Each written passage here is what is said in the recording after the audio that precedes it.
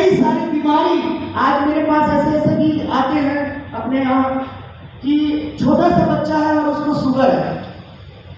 अभी एक बस्तर से ही केस आया था कि सर 7 साल का 8 साल का है और पहले से शुगर है। उसी मैडम बता रहे थे कि कितने साल से उनको शुगर है। तो बच्चों को शुगर होना, ब्रेन ट्यूमर होना, पैरालाइज होना, छोटे छोटे उम्र बीमारी इतनी ज्यादा बढ़ती जा रही है। कारण क्या था? रासायनिक खाद का धड़ल्ले से इस्तेमाल और पेस्टिसाइड्स का। फिर आगे और बीमारियां खतरनाक खतरनाक, कैंसर जैसे, स्तन कैंसर जैसे बीमारी, बांझपन होना, कई सारी बीमारी, यहाँ तक कि हजारों प्रकार की जो बीमारी पहले लोग जानते नहीं थे, आज हजारों प्रकार की बीमारियां, ये सब खान पान से ही हो रहा है। और वो कौन कर रहा है? बीमारी उत्पन्न कौन कर रहा है? हम सब किसान। बढ़ावा तो पेस्टिसाइड का भी दे रहे हैं ना। यहाँ तक कि मवेशियों के ऊपर भी असर पड़ रहा है, मवेशियां बीमार होते जा रहे हैं। और बीमार मवेशियों का दूध लेके आप भी बीमार पड़ रहे हैं। ऐसा खतरनाक रूपरेखा चालू हुआ, इसलिए हमें सोचने पे मजबूर होना है अमेरिका की क्यों जरूरी है। हेलो, ये जो धीरे धीरे धीरे धीरे बंजरता बढ़ती जा रही है, आने वाले समय में आदमी जमीन में कोई खेती करने लायक भी नहीं बचेगा और जहरीला इतना बढ़ते जाएगा, इतना बढ़ते जाएगा कि व्यक्ति तरह तरह का हर घर में बीमारी, बड़ी बड़ी बीमारी रहेगी। ये केमिकल्स फूड्स खाते, तो ये कारण है। इस वजह से कंपनी ने ऑर्गेनिक फार्मिंग की जरूरत पड़ा। और ये सब चीज क्यों हुआ? क्योंकि रासायनिक खादों का अत्यधिक प्रयोग करने जाने के कारण जमीन में उर्वरक शक्ति कम हो गया।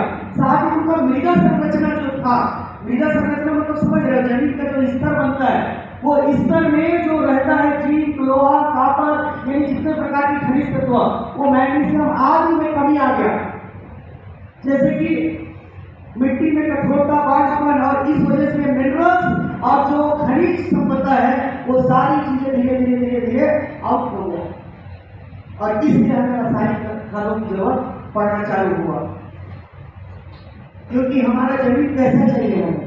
मिनरल्स भी, लेकिन जमीन कैसा हो गया? टोटल कठोर, जिसकी वजह से खेती किसानी करना मुश्किल हो रहा है। What is the need of the rich soil?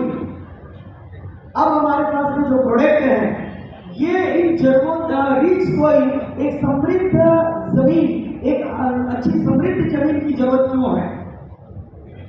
इसलिए हमारे प्रोडक्ट का नाम भी रिच सोइल है। समृद्ध जमीन की जरूरत क्यों पड़ेगी?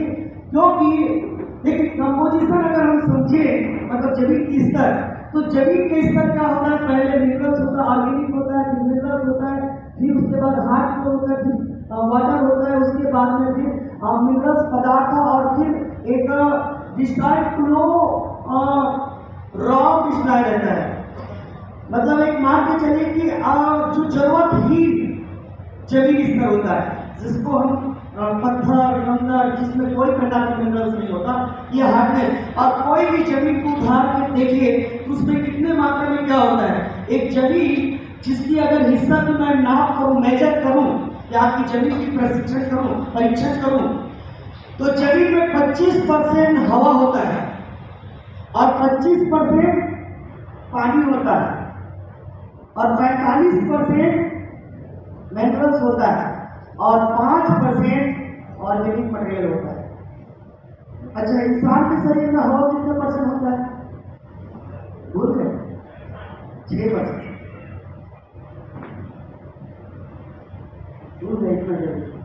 इंसान के शरीर में हवा कितना होता है? आकाश कितना होता है? 6%। अग्नि कितना होता है? 4%। और वाटर कितना होता है? 72। तो ये मिट्टी का निर्माण ऐसा होता है, 25% हवा, 25% पानी और मिनरल्स होता है 45%, और ऑर्गेनिक होता है 5%, तब जाकर मिट्टी बनता है। लेकिन आज मिट्टी का जो स्तर है पूरा खराब हो चुका है। इसी चीज के लिए हमने लेके आए रिच सोइल। एक बार कहूँ मैं इसके कैसे ये इस को कैसे ठीक करता है, कैसे ठीक करते हैं? टाइम कम है मैं तो 5 बजे छोड़ दूंगा बोला था, लेकिन ये ट्रेनिंग चाहिए आप लोगों को, चाहिए तो 1 घंटा देना पड़ेगा, चलेगा? लेकिन कोई नहीं उठेंगे सर। लेकिन आज आपको मैं ट्रेन कर दूंगा, मतलब एक एग्रीकल्चर अधिकारी बन जाओगे, आप कीड़ा बन जाओगे। 1 घंटे में खत्म करूंगा, वैसे 3 घंटे का है ट्रेनिंग, या उससे पहले खत्म कर दूंगा। चलिए, ये क्यों जरूरी है? क्योंकि हमारे जो रिसोइल है या दुनिया का कोई भी अलग खाद में, और इसमें अंदर क्या है, हमारा जो रिसोइल है उसमें सुपर पोटेशियम फॉर्मिक ह्यूमेट होती है।